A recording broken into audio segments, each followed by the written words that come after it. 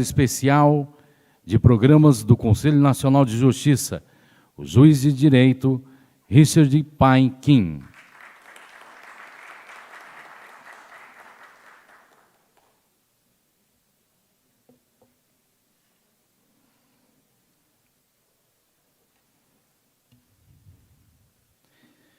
Para compor a mesa deste painel, Sua Excelência, o senhor ministro do Tribunal Superior Eleitoral, Carlos Bastide Horbach.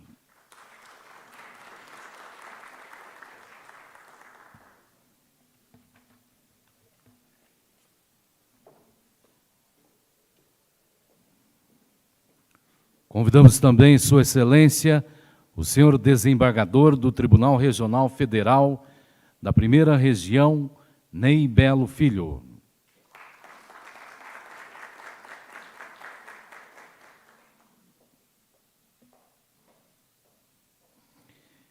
E convidamos a professora doutora Aline Osório para também compor o painel sobre a América Latina, impasses e perspectivas.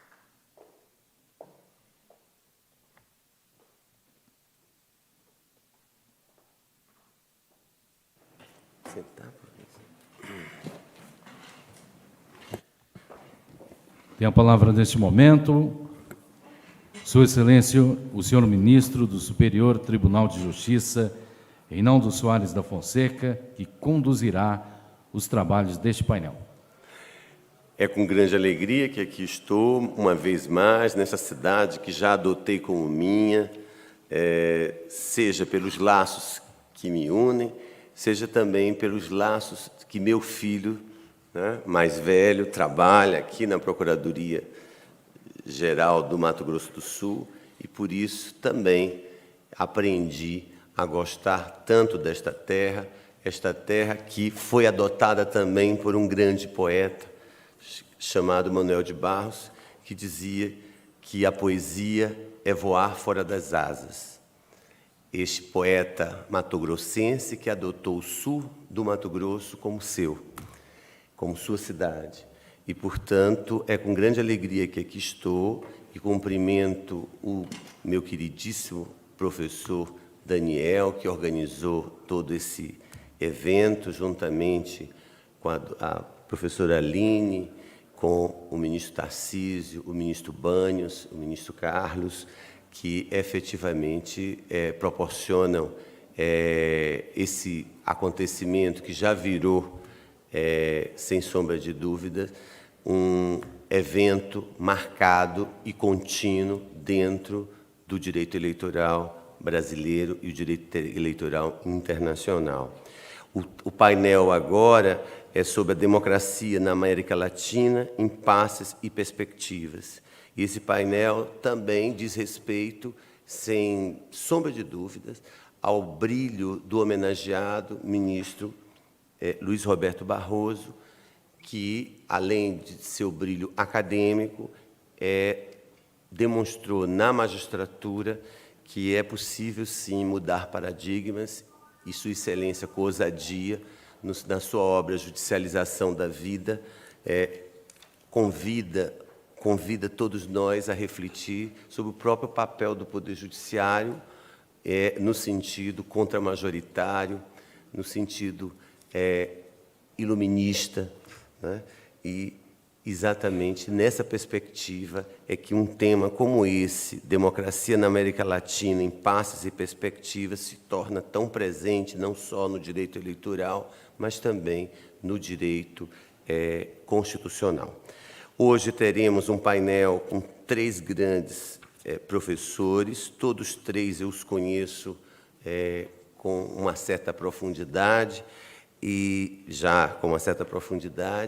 que são, sem sombra de dúvidas, pessoas que muito contribuem para o desenvolvimento do direito eleitoral e para a discussão, especialmente, do tema da democracia.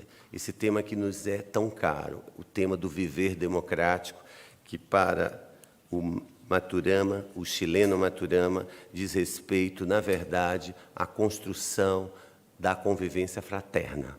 e que, por isso, se torna tão fundamental num seminário dessa envergadura.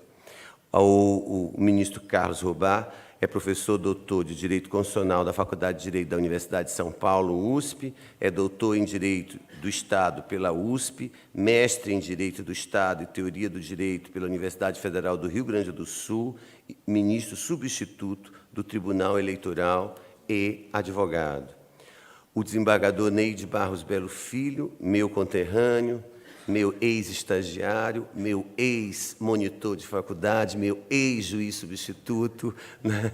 E que hoje é muito melhor do que o seu titular, do que seu professor. É um pós-doutor, com vários pós-doutorados em vários lugares do mundo, desembargador federal do TRF da Primeira Região, mestre em Direito pela Universidade Federal de Pernambuco, doutor em Direito pela Universidade de Santa Catarina, pós-doutor em Direito pela PUC do Rio Grande do Sul e possui pesquisa em universidades de Portugal, Coimbra e da Itália. É relator das comissões de juristas para reformas da Lei de Improbidade Administrativa e Lei de Drogas e professor da Universidade Federal do Maranhão e hoje da Universidade de Brasília.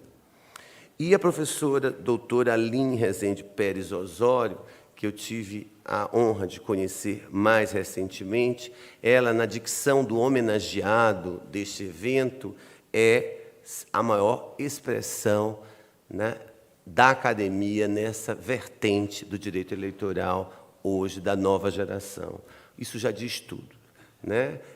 Como maior expressão, dito pelo homenageado Luiz Alberto Barroso, já diz tudo. Mas Sua Excelência também é professora de Direito Constitucional e de Direito Eleitoral do Centro Universitário de Brasília, UniCeub, a maior instituição universitária do Centro-Oeste, e assessora-chefe do ministro Luiz Roberto Barroso no Tribunal Superior Eleitoral, mestre em Direito pela Harvard Law School, mestre em Direito Público pela UERJ e autora do livro Direito Eleitoral e Liberdade de Expressão e de diversos artigos acadêmicos. Portanto, são 3 renomes, que todos eles estarão acompanhados por aquele magistrado que hoje é a alma do Conselho Nacional de Justiça, o meu querido Richard Paquim, que também vem da Universidade de São Paulo, é juiz em Campinas, né? Juiz de Direito em Campinas, e é conhecido em Brasília como o melhor magistrado brasileiro na condução da administração da justiça e nos projetos que levam a justiça para uma imagem muito positiva perante o tecido social, seja na vertente da mediação, da conciliação, seja na vertente de aproximação da justiça eleitoral com a população e seja na vertente também dos projetos da área penal, de justiça restaurativa, violência doméstica, isso já diz tudo. Quando eu digo melhor, existem outros melhores também magistrados brasileiros, mas ele, no atual momento, é a expressão do que há de melhor na magistratura brasileira. E faço isso não por mero elogio, mas como um reconhecimento. Eu, com quase 3 décadas de magistratura, portanto, posso reconhecer um magistrado do porte do Richard, né? Portanto, eu passo a palavra ao colega, professor doutor Carlos, ministro Carlos Bacite Robá, para seu pronunciamento a respeito desse tema e peço aos senhores palestrantes que sejamos limitados a um tempo de 10 ou, no máximo, 15 minutos. Senhor presidente desse painel, o ministro Reinaldo Fonseca, meus caros amigos e colegas de painel também, a professora Aline Osório, o professor Ney Belo, o professor Richard Paquim. Sem dúvida, senhor presidente, eu vou me ater aos meus minutos regulamentares aqui, até porque eu tenho consciência de que esse painel é o último obstáculo entre o auditório e o almoço, de modo que eu serei o mais breve possível. Mas devo registrar aqui que essa minha participação neste evento tem um quê de déjà vu, né? no mês de maio de um outro ano, nesta cidade de Campo Grande, neste tribunal, num evento chamado Conidel, eu participei de um painel sobre democracia na América Latina. De modo que, para mim, participar desse painel, repito, tem um gosto de repetição ou de nova reflexão sobre temas que já foram, de antemão, enfrentados. É verdade que, quando me foi designado esse painel, eu comentei com o ministro Sérgio Banhos, de maneira jocosa, simplesmente disse: repita a palestra do ano passado.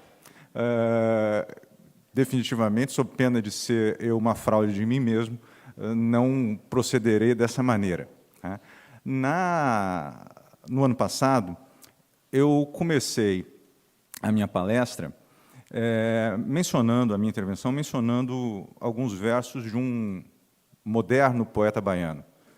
Comecei lembrando a letra de uma música do Caetano Veloso, que tinha muita relação exatamente com a realidade política da América Latina, num momento específico que era o ponto de partida da minha reflexão. E hoje, para aumentar esse sabor de déjà vu da minha intervenção nessa manhã, eu vou voltar aos poetas baianos. Vou voltar aos poetas baianos geniais, irreverentes, jocosos, críticos,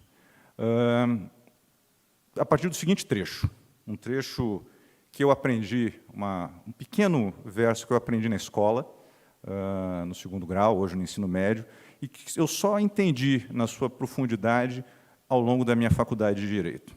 E o verso diz o seguinte: se tratam a Deus por tu e chamam a El Rei de vós, como chamaremos nós ao juiz de Garaçu?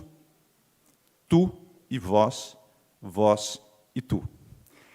Esse pequeno poema que abre essa minha intervenção, ele foi escrito por um jurista formado na tradição Coimbra, na tradição da mais elevada formação portuguesa, né? No momento da restauração da Casa de Bragança, ainda na época das ordenações filipinas, e ele retrata o poema, de certa maneira, de forma precisa, ainda que de forma jocosa, como era típico do chamado Boca do Inferno, a tradicional posição institucional dos juízes e dos tribunais brasileiros, bem como a relação desses juízes e desses tribunais com os seus jurisdicionados. E guardadas as devidas proporções e feitas as ressalvas necessárias para as peculiaridades históricas de cada país, as palavras de Gregório de Matos, palavras essas com as quais eu abri essa minha intervenção, essas palavras do Gregório de Matos, elas são aplicáveis às experiências institucionais da América Ibérica como um todo. Os países americanos colonizados pela Espanha forjaram o exercício das suas funções jurisdicionais no contexto de um inicial absolutismo monárquico que foi posteriormente sucedido, com pouquíssimas mesmo exceções, por um caudilismo despótico. E, nesse quadro, que é comungado por nós no Brasil e pelos nossos colegas latino-americanos, é possível defender pelos nossos colegas latino-americanos, é possível defender que existem aspectos igualmente comuns nas experiências judicantes de todos esses países. Nessas realidades que são compartilhadas pelo Brasil e pelos demais países da América Latina, o Poder Judiciário ele assumiu, ao longo dos anos, uma face apolítica, e, em alguns casos, inclusive, uma face antipolítica. E, nesse movimento, ele se retirou de maneira evidente das principais discussões sobre o Estado, sobre a sociedade, deixando assim de ser um locus de discussão dos interesses coletivos e passando a ser um ambiente exclusivamente de discussão e de atenção para conflitos particulares, para conflitos privados. E na solução desses conflitos particulares e nos conflitos privados, que se depende das palavras de Gregório de Matos, é uma posição das palavras de Gregório de Matos, é uma posição salutar para resolver os conflitos entre partes que brigam num mesmo nível. Nada melhor do que uma autoridade que congrega a sabedoria de Deus, né, e a autoridade de El Rei. Mas vocês devem estar se perguntando por que esse cidadão está num painel sobre democracia na América Latina, tratando da posição institucional do Poder Judiciário. E a resposta para os que acompanham de maneira mais atenta a nossa realidade institucional é uma resposta que pode ser sintetizada pelo parágrafo inicial de um livro publicado há pouco mais de 4 anos, há pouco mais de 5 anos, pela editora da Universidade de Cambridge, que se chama Cortes na América Latina, Courts in Latin America. E esse livro começa com a seguinte frase, que demonstra como a minha preocupação com o judiciário não é tão deslocada do quadro geral da democracia na América Latina. O livro começa com o seguinte parágrafo. As cortes são protagonistas da política latino-americana. Por toda a região, juízes hoje moldam políticas públicas que antes eram somente determinadas por presidentes e legisladores. Nas últimas 2 décadas, as cortes foram chamadas a decidir uma sequência de questões sociais sensíveis, de questões políticas sensíveis e de questões econômicas sensíveis. Pode ou não pode haver reeleição? Podem os poderes executivos ser expandidos? Devem ser mantidos programas emergenciais na economia? Podem presidentes sofrer impeachment? Devem os abusos aos direitos fundamentais ser processados? É possível haver divórcio e aborto nas sociedades? Devem remédios pelo Estado? Todas essas questões, eminentemente políticas, foram decididas, diz o texto, por juízes latino-americanos. E, da mesma forma como aumentou o número de matérias que o judiciário foi chamado a intervir, igualmente aumentou a posição institucional dos juízes na vida institucional, na vida política da América Latina pós-transição para a democracia. Ou seja, nós estamos vivendo um ambiente político de uma democracia altamente permeada pela participação de um agente ativo que, tradicionalmente, nas análises de ciência política e também de direito constitucional, era desprezado. Exatamente a condição primordial do judiciário como um agente democrático no cenário latino-americano. E essa realidade, que é uma realidade, sim, brasileira, é uma realidade que também se coloca nos demais países latino-americanos, como demonstra bem, e esse texto é um texto que eu recomendo, esse livro sobre política e vida institucional das cortes na América Latina.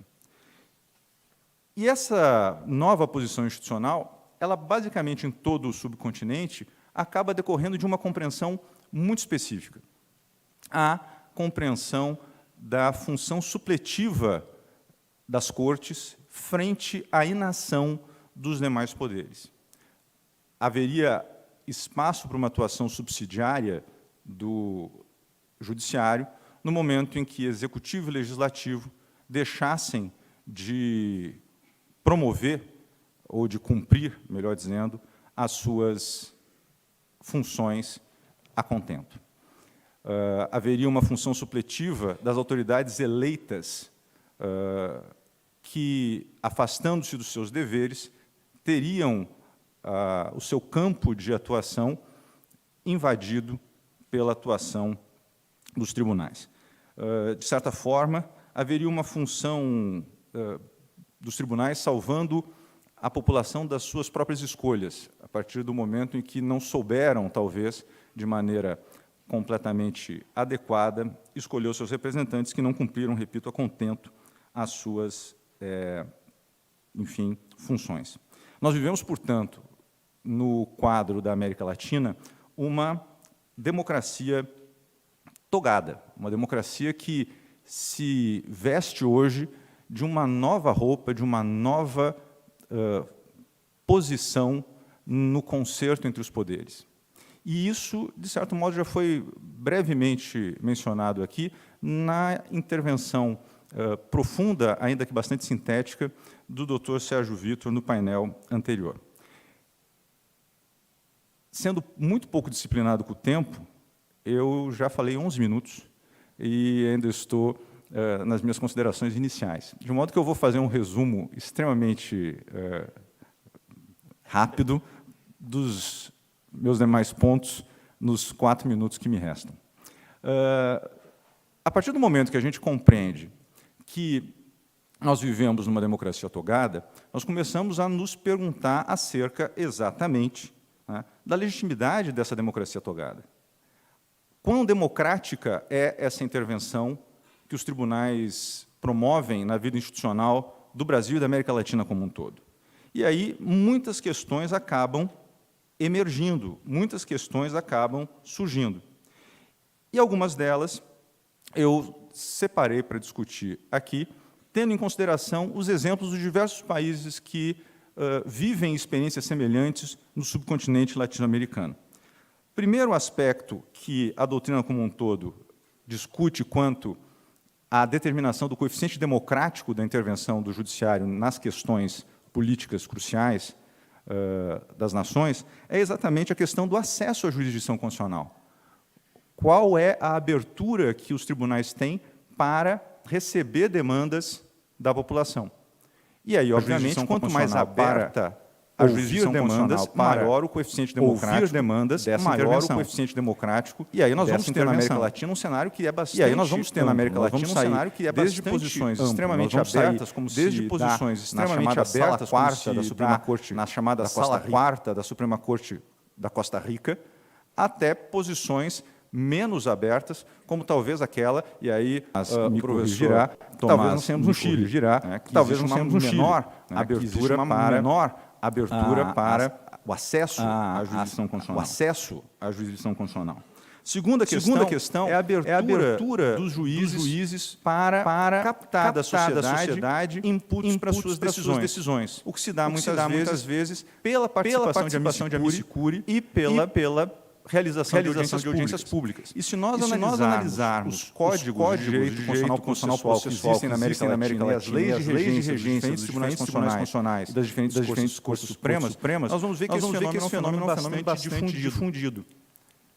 Porém, o que se tem que avaliar é quanto essas audiências de fato contribuem para o incremento da jurisdição constitucional. E aí nós temos que saber se elas cumprem de fato o seu papel. Se ouvir uma audiência pública, o advogado sustentará perante a corte daqui a alguns meses, é útil ou não é útil?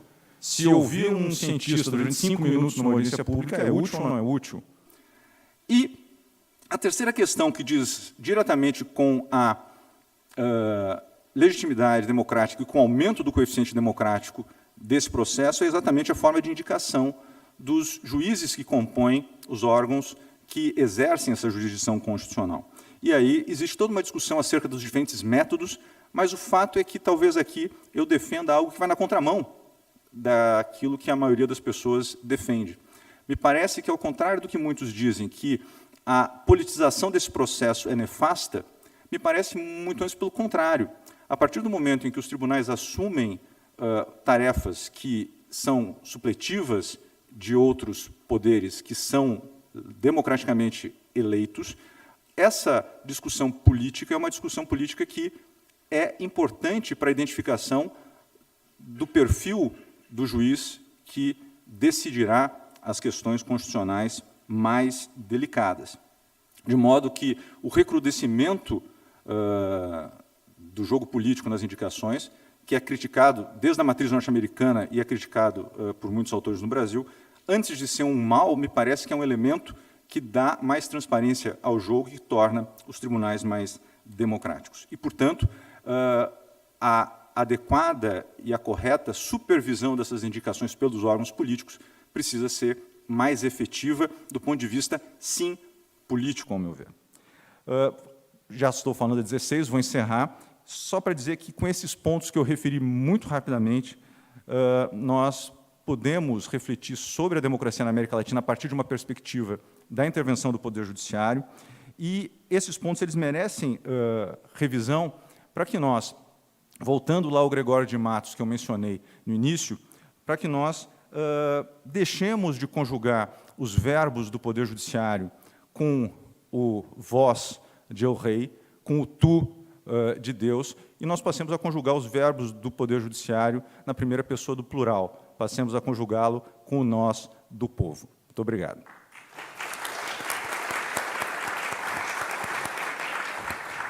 Muito obrigado, ministro Carlos.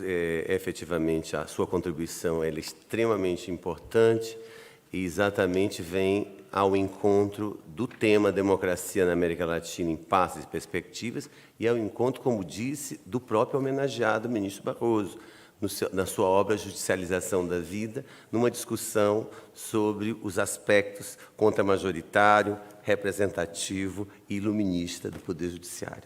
Eu passo, com certeza, isso às 18 horas teremos com muito maior brilho do que todos nós, com o homenageado tocando neste ponto, nesses 3 pontos que são extremamente importantes. Eu passo agora a palavra ao desembargador Ney Belo, que também falará neste painel sobre a democracia na América Latina em passos e perspectivas.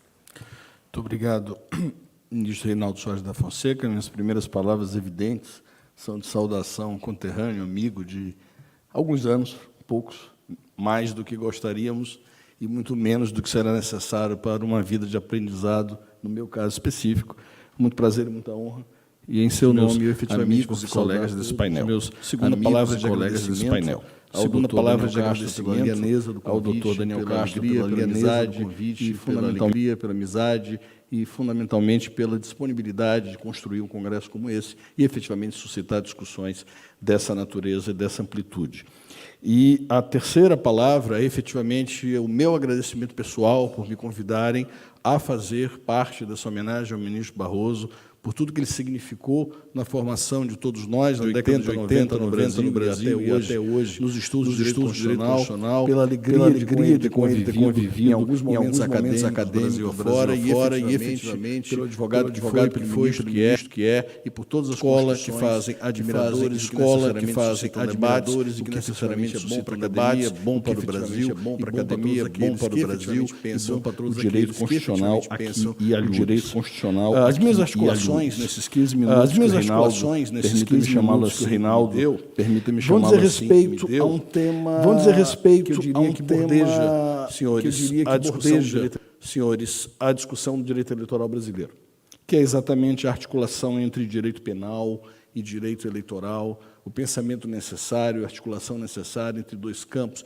que vão se interpolando no dia a dia, quer no imaginário das pessoas, quer nos escritos dos nossos professores, quer do dia a dia das nossas lides forenses. E eu pretendo começar com 2 metáforas literárias para seguir o exemplo do Carlos Roba, do professor e ministro Carlos Roba, que é o primeiro deles, um de Gabriel Garcia Marques, para manter o tom do latinismo do nosso evento, em Funerais de Mamãe Grande, que para mim é efetivamente a metáfora perfeita do poder da América Latina e que pode ser pensado como uma metáfora perfeita das crises da democracia na América Latina contemporânea, quando ele diz que Mamãe Grande se esfumaça na sua própria lenda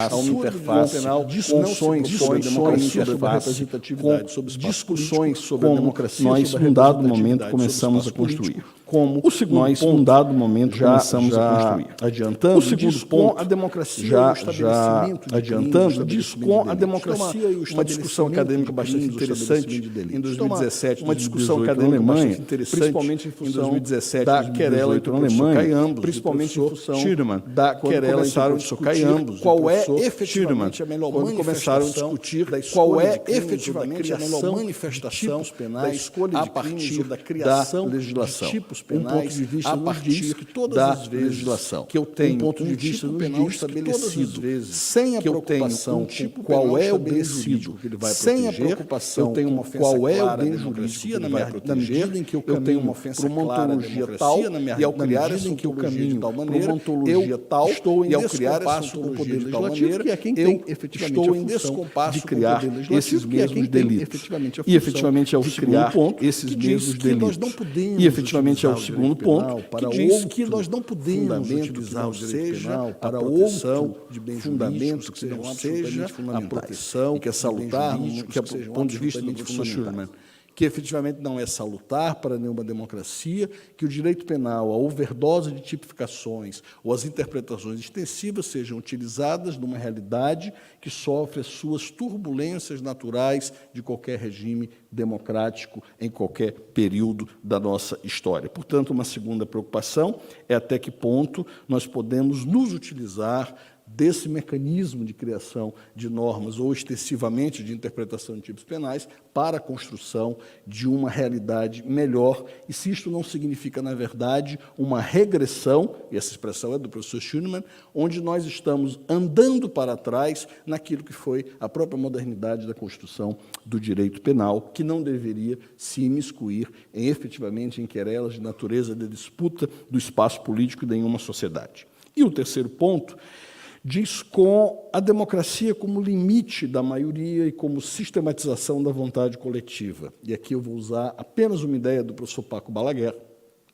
para dizer o seguinte: é impossível hoje pensar em rejeição, em aceitação, em disputas e brigas no espaço político, disputas eleitorais, sem analisar o fenômeno dos modernos meios e instrumentos tecnológicos de divulgação de ideias. É impossível discutir democracia sem internet. É impossível discutir democracia sem analisar o peso daquele grande irmão do George Orwell que virou os nossos smartphones.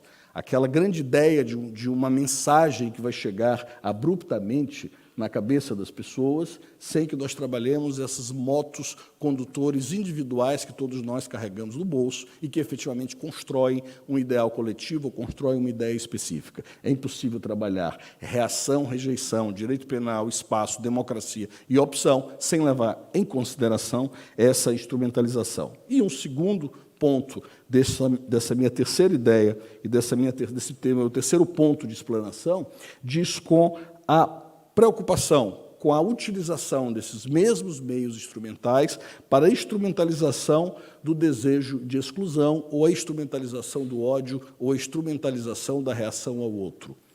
Esse trabalho feito aqui pelo Paulo Orídola, na verdade, diz o seguinte: é impossível discutir-se no mundo contemporâneo eleição, democracia, disputa de espaço, quem efetivamente representará um ou outro grupo, se eu não conseguir entender o ódio das pessoas, se eu não conseguir entender a reação das pessoas, se eu não conseguir entender a causa da aversão às pessoas. No lugar em que o ministro Reinaldo nasceu, e eu também, esses momentos são definidos por uma expressão muito popular: em tempo de farinha pouca, meu pirão primeiro. Talvez as crises do mundo justifiquem essa aversão, justifiquem esse ódio, justifiquem essa forma de perceber o outro não como adversário ou as ideias dos outros não como ideias que não são exatamente iguais às minhas, mas num binômio amigo e inimigo, e eu não preciso explicar ao auditório em que época Carl Schmitt escreveu isso. Portanto, não é uma época que, efetivamente, nós gostaríamos de vê-la repetida e é impossível trabalhar ou pensar na ideia de eleição e na sua interpolação com a esfera do direito penal sem trabalhar a compreensão de o porquê dessa reação, o porquê dessa exclusão e como isso se reflete nos instrumentos de comunicação à disposição de todos. E eu termino cumprindo exatamente os 12 minutos, ministro Reinaldo, também em homenagem ao nosso caríssimo homenageado de hoje, não com o Manuel de Barros, que há de me perdoar lá onde esteja, e nem tampouco Gregório de Matos Guerra ou Tomás Antônio Gonzaga, mas João do Rio, ministro, para dizer que João do Rio, quando escreveu no começo do século passado sobre a alma das ruas, ou a alma encantadora das ruas, que é um título de um belíssimo livro dele, ele dizia o seguinte: as ruas são sensíveis, são sedutoras, são apaixonantes, mas as ruas também podem ser extremamente cruéis e devastadoras. E acho que o nosso papel na construção de uma democracia sólida, ela passa, evidentemente, pelo respeito da maioria das ruas, mas passa fundamentalmente para compreender que bons e maus encontram-se nas ruas e fora delas. Obrigado.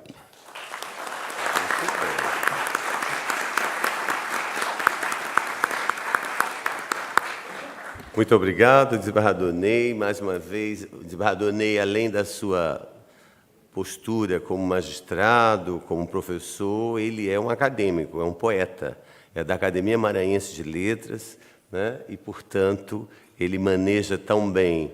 Eu reafirmo aqui na presença do homenageado a primeira parte desse painel, em que eu chamei o nosso querido e sempre sul-matogrossense de coração e matogrossense de nascimento, Manuel de Barros, quando ele falava que a poesia é um voo fora das asas.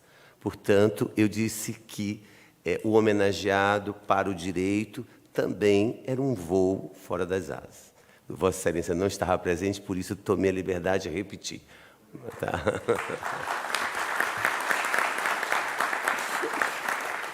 Agora, ouviremos o melhor de tudo, né? Que é a querida professora Aline Osório, que, segundo, como eu já disse, vou repetir porque ele não estava presente, é o que há de melhor na academia hoje no Brasil, especialmente no direito eleitoral. Com a palavra, Aline Rezende Pérez Osório.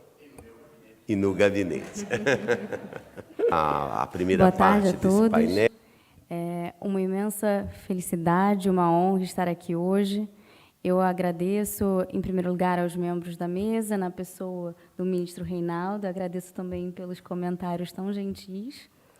Em segundo lugar, agradeço à organização do evento e aos presentes, nas pessoas do Dr. Daniel Castro e do ministro Tarcísio. E, em terceiro lugar, eu agradeço ao ministro Barroso, o professor Barroso, para mim, por tudo e por tanto. Na minha trajetória acadêmica e profissional, ele tem sido uma pessoa generosíssima e eu devo muito a ele. E é em homenagem a ele que eu gostaria, né, de fazer uma palestra sugerindo ou propondo uma reflexão sobre instituições. O ministro Barroso ele pensa de forma mais ampla as instituições. Então, eu quero aqui também trazer esse debate, não olhando para governantes, para pessoas, enfim, mas para as instituições e uma instituição em específico, que é o presidencialismo. Eu gostaria de comentar sobre a crise do presidencialismo na América Latina e falar um pouco sobre o fenômeno da parlamentarização do presidencialismo. Quando nós pensamos em um bom sistema de governo democrático, para um governo democrático funcionar, não basta o voto, a eleição democrática. É preciso que o governante, uma vez eleito, tenha condições de implementar as políticas públicas de governo. E, para isso, no presidencialismo, é preciso que haja uma forma de concerto entre legislativo e executivo. E uma das principais características do sistema presidencialista é que a sobrevivência do chefe do Poder Executivo não depende do parlamento. E, a partir dessa característica, dessa independência do mandato e da ideia de um mandato fixo, em um importantíssimo trabalho, Juan Lins disse que o sistema presidencialista ele é mais propenso, né, a crises democráticas do que o sistema parlamentarista. As crises seriam inerentes ao presidencialismo, justamente porque não há uma válvula de escape para uma situação de impasse, né, duradouro entre o legislativo e o presidente. E várias das características, né, do próprio presidencialismo fazem com que o presidente ele tenha um mandato popular, que ele tenha nesse impasse que ele queira, né, se sobrepor ao parlamento. E a verdade é que, olhando, né, para trás, eu, às vezes, tenho uma visão um pouco pessimista das coisas, e o ministro Barroso tem sempre uma visão otimista. E, quando eu olhei para os últimos 30 anos de democracia, depois da terceira onda democrática, a verdade é que os indicadores demonstram que a democracia vem aumentando na América Latina de forma consistente nos últimos 25 anos. E qual foi a diferença? O que tem de novo nisso? Né? A democracia ela tem sido vencedora, mas os presidentes não têm terminado o seu mandato. Então, há um fenômeno recente, né, de interrupção de mandatos presidenciais fora das hipóteses previstas nas constituições, e isso na América Latina em geral. E isso foi chamado como uma certa parlamentarização do presidencialismo, como é fato que o presidencialismo gera uma rigidez, mas, no momento de crise, né, há sempre uma saída, que é, por exemplo, criar uma forma de que o presidente renuncie, de impeachment, enfim. E, portanto, esse novo fenômeno tem que ser estudado. Se a gente quer pensar o nosso presidencialismo, como fazer um presidencialismo melhor, um presidencialismo que funcione, e a palavra-chave aqui é governabilidade, nós precisamos analisar esse fenômeno. Inclusive, para saber se, no longo prazo, ele produz também problemas democráticos. Né? Se nós temos, né, um impeachment, se todo governo, se todo presidente eleito ele é sujeito a impeachment por ações pouco relevantes, no longo prazo, o voto popular deixa de valer de fato.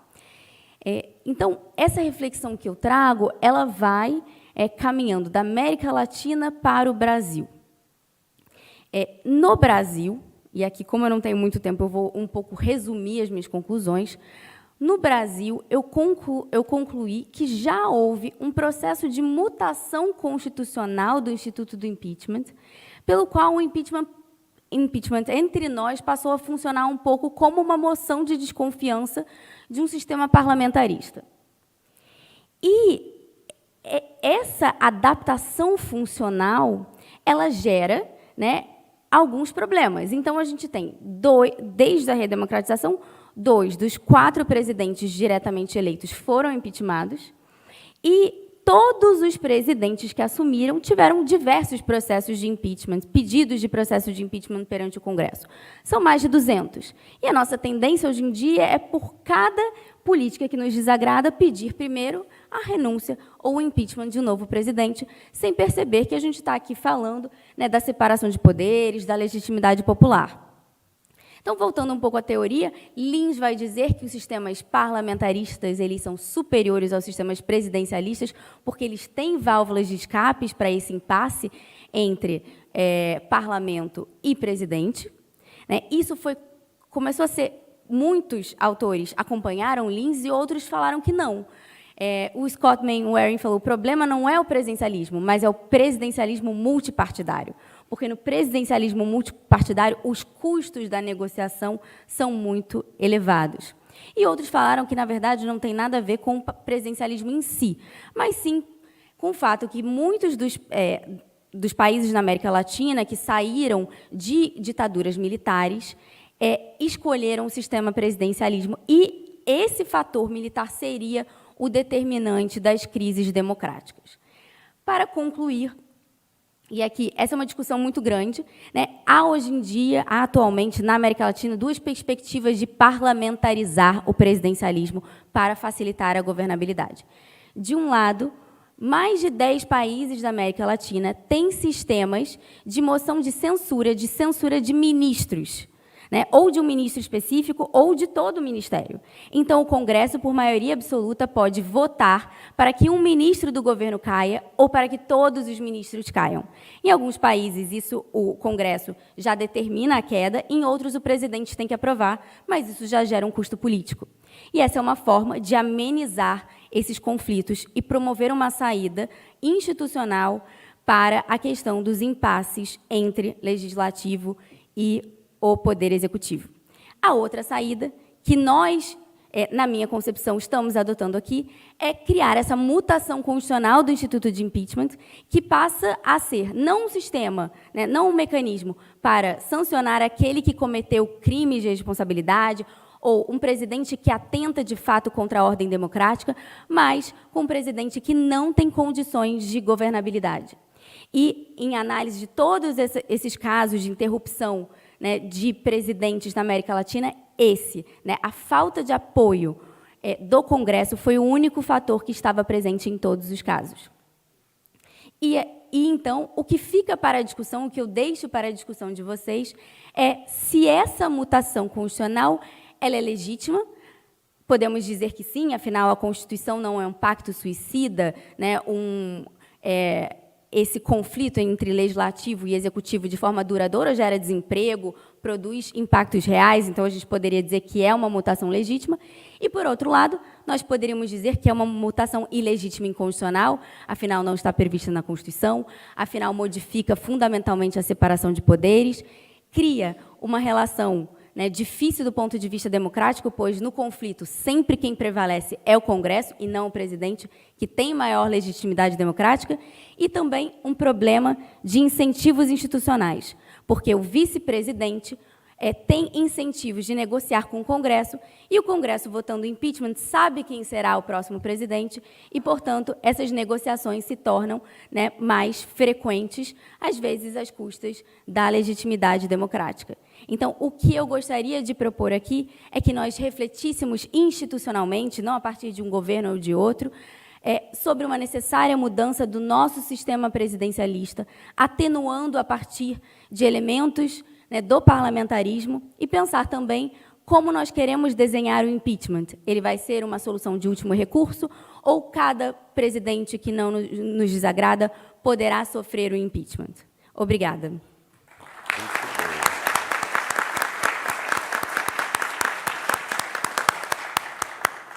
Muito obrigado, doutora Aline, de forma didática, como professora que é, e de sintética, traz a reflexão sobre a legitimidade do próprio sistema, né, da democracia, neste momento, num painel da América Latina, impasses e perspectivas. Meus parabéns. Vamos ouvir agora o nosso querido juiz Richard, que tem sido, além de um grande, como eu já disse, um grande magistrado na atividade jurisdicional, um pensador e alguém que reflete sobre os caminhos do judiciário, especialmente dentro da figura do Conselho Nacional de Justiça. Um grande formador de opinião e um grande formador de planejamento estratégico do Poder Judiciário, especialmente também no eleitoral, quando auxiliou o ministro Tarcísio e o ministro Toffoli. Com a palavra, o nosso querido juiz Richard. Bom, falarei em 2 minutos, porque o almoço está próximo. Não podia deixar, inicialmente, de agradecer as palavras do eminente ministro Reinaldo Soares da Fonseca. Quem conhece Sua Excelência sabe, ou ame-o ou ame-o, não há outra opção, né? E a sua generosidade, né, para com todos nós, de fato, comprova isso. Para mim é uma honra, então, participar de uma mesa com Sua Excelência, na pessoa de quem cumprimento todos os demais colegas que estão aqui. Não podia deixar de cumprimentar os organizadores, doutor Daniel Castro, agradeço o gentil convite, ao eminente ministro Tarcísio Vieira de Carvalho, a quem tive a honra de aprender com ele no TSE durante um bom tempo e continuo aprendendo, tenho uma enorme admiração pela sua capacidade, moral, como pensador de direito eleitoral, um constitucionalista. E foi uma época muito gratificante poder conviver também com o ministro Sérgio Banhos, ministro Admar Gonzaga, ministro Carlos Horvath, caríssimo amigo de longa data, e o meu guru, ministro Henrique Neves. Aprendi muito com Sua Excelência e aprendo muito, né? Uma referência no direito eleitoral.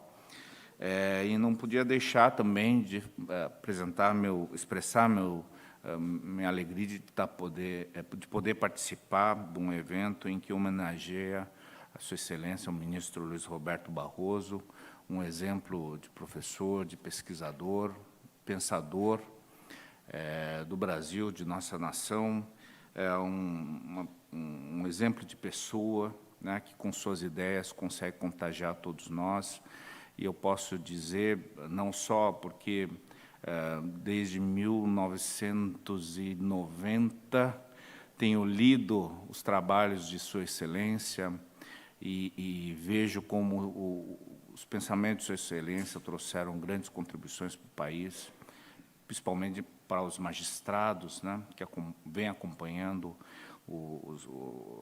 tudo aquilo que o senhor tem trazido em termos de inovação, né, para o direito brasileiro. Então, mais uma vez, parabéns, ministro, uma justa homenagem a Vossa Excelência. Bom, agora eu tenho 30 segundos.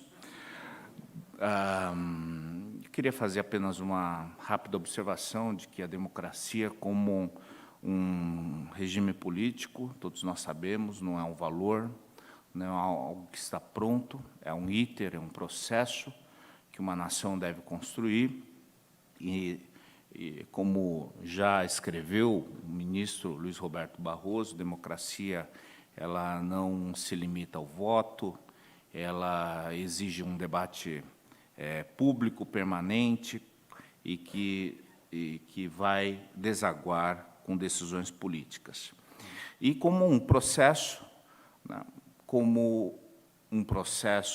deve ser pensado por todos os brasileiros. Onde nós queremos chegar com a nossa democracia? Então, nós temos a democracia hoje, mas temos que pensar dentro desse caminhar, dentro desse iter, né, onde nós queremos chegar. Se nós não fizermos isso rapidamente, evidentemente, nós vamos estar dentro da maré dos interesses de certas pessoas. Para isso, eu trago aqui, rapidamente, três áreas da democracia que nós temos que voltar os olhos para elas. Em primeiro lugar, a democracia partidária, democracia partidária. As oligarquias ainda continuam mandando nos partidos políticos. As oligarquias ainda continuam mandando. A sociedade continua ainda muito pequena dentro das opções, dentro dos partidos. Penso que repensar a democracia dentro dos partidos é algo de extrema urgência. A democracia digital, né? O IBGE, o ano passado, fez um levantamento e verificou que 94,2% da população brasileira se utiliza da internet para se manifestar, enviar documentos, etc. E isso não é algo que possa ser colocado de lado. Então, o instrumento, né, da internet, da vida digital, ela tem que ser levada em consideração dentro da democracia, tá? Não só para formar opiniões, mas para conduzir a um raciocínio adequado para o país. E, inclusive, utilizar o instrumento até para esse processo decisório da sociedade.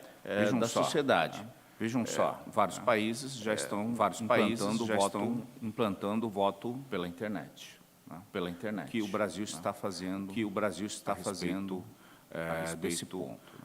Eu já cheguei em outros eventos. Não faz mais sentido nós enviarmos urnas eletrônicas para os brasileiros no exterior votarem em urnas eletrônicas. Faz mais sentido isso. Faz mais caminhar então para que os brasileiros do exterior possam votar de forma segura, e respeitando a nossa legislação, mas temos que pensar também nesse aspecto. Na democracia fraternal, né? Há um excelente livro que foi lançado recentemente da fraternidade, de um grande jurista brasileiro, não vou dizer o nome, nem preciso, né, ministro? Nem preciso, né? E temos que pensar também nessa democracia fundada no princípio da fraternidade, no momento em que o discurso de ódio, a divisão impera, não só no Brasil, mas em diversos países. Isso é um problema. Isso é um problema. Nós temos que considerar rapidamente. O titular da verdade mudou de posto. Não é só o Estado, não está só com a imprensa, mas agora está com o indivíduo. Cada um tem a sua verdade, e hoje é para o mundo inteiro.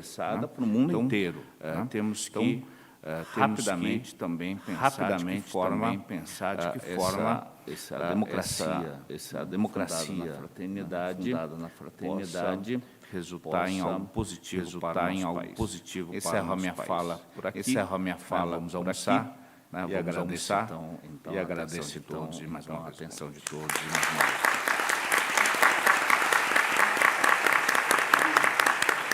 Eu quero parabenizar painelistas, três painelistas, porque numa hora como essa conseguimos ninguém dissesse assim, vão para aquele lugar, né?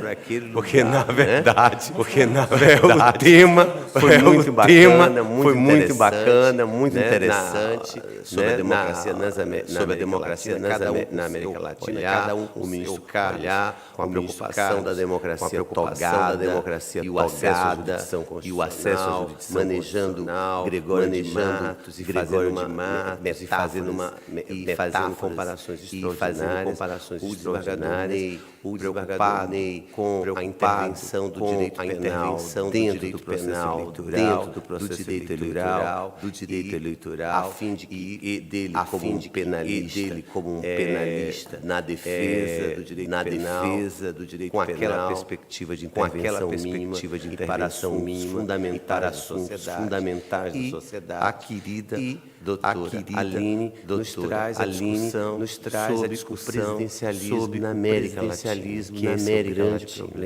é o grande problema, exatamente em função amarras que esse presidencialismo no mundo contemporâneo tem trazido, os percalços, os impasses, seja com institutos do parlamentarismo, seja com institutos que precisam ter uma interpretação nova, aquilo que ela chama de mutação constitucional.